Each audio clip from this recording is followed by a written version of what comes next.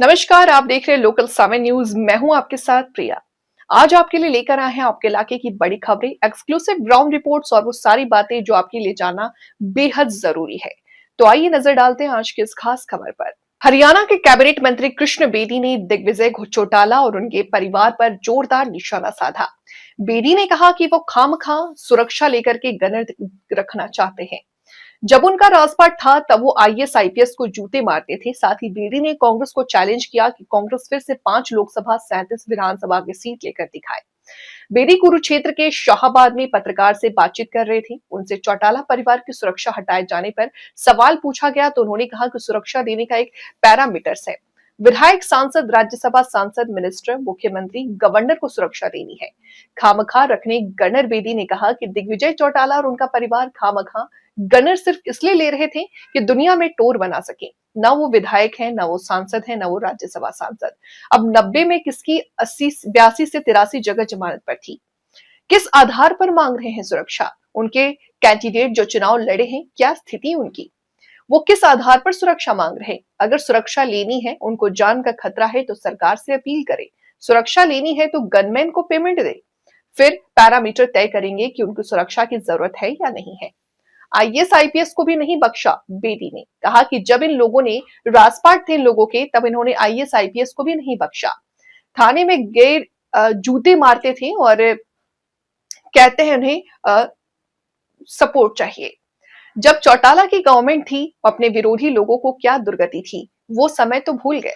कौन होता डीजीपी? बेदी ने कहा कि ये लोग तो बोलते हैं कि कौन होता है डीजीपी। सरकार के कायदे कानून हैं। आप लोग कितनी बार सत्ता में रहें, विपक्ष के नेता रहें, जिम्मेदार बात करनी चाहिए। ये नहीं कि किसी को मुंह फाड़ करके कुछ भी कह करके अपमानित कर देना है।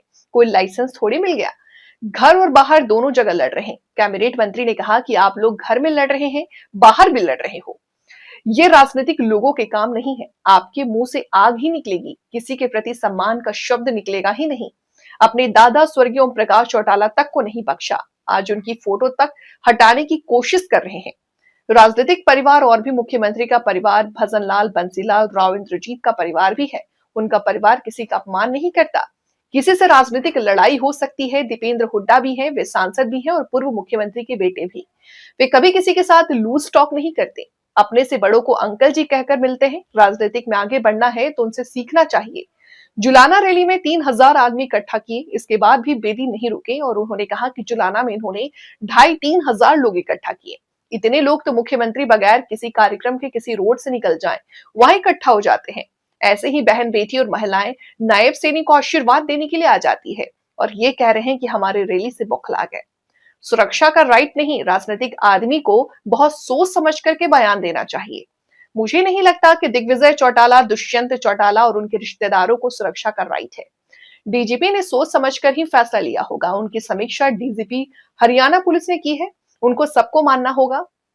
कौन सी वोट चोरी हो गई? बेदी ने कांग्रेस पर भी हमला बोला। उन्होंने कहा कि कांग्रेस के पास सौदा ही कुछ बचा नहीं, फिर वोट चोरी कौन सी हो गई? किसी के पास पर्स होगा और पेन होगा तभी तो चोरी होगा। उनसे पूछे कि कोई कौन से लॉकर से उनकी वोट चोरी हो गई। कांग्रेस को खुला चैलेंज। उन्होंने कांग्रेस को चैलेंज देते हुए कहा कि जहां भी आप लोग आ रहे हो, मार्जिन मान लो, मुकाबले में आ रहे हो तो कौन सी सीट चोरी कर ली, और यदि वोट चोरी कर ली तो मैं तो कांग्रेस को चैलेंज करता हूं, अपने हरियाणा के 5 से 5 सांसदों और 37-37 विधायकों को रिजाइन दिलाए। कांग्रेस की पूरे देश में हालत खराब है। पूरे देश में कांग्रेस की हालत इतनी खराब है, अपना मजाक बनवाने के लिए 14 दिसंबर को कांग्रेस रैली कर रही है। दिल्ली में शीर्ष नेतृत्व के नाक के नीचे 3 प्लान कांग्रेस हार रही है। राहुल गांधी दोबारा बिहार नहीं गए क्योंकि उनके अपने ही मुंह नहीं लगा रहे हैं उनको। कांग्रेस में किसी का कोई सम्मान करके राजी नहीं। बेदी ने कहा कि कांग्रेस में कोई किसी का सम्मान करने को राजी नहीं है। बिना नाम लिए भूपेंद्र सिंह हुड्डा पर शैलजा को अपमानित करने का आरोप लगाया। रणदीप सुरजेवाला को एक विधानसभा में फ्रीज किया। कैप्टन अजय यादव, कुलदीप बिश्नोई, किरण चौधरी, श्रुति चौधरी, नवीन जिंदल ने पार्टी छोड़ दी। संपत सिंह ने साफ साफ कह दिया कि एक आदमी का अहंकार था। तो ये थी आज की अहम खबर, वो हर हम जानकारी जिसे जानना आपके लिए जरूरी था। अगर आपके पास है कोई खबर, मुद्दा या सुझाव तो आप हमें जरूर बताएं। हमें फॉलो करें सोशल मीडिया पर और देखते रहिए लोकल 7 न्यूज, क्योंकि खबर वही जो आपके करीब हो। मैं प्रिया आपसे लेती हुई इजाजत। नमस्कार।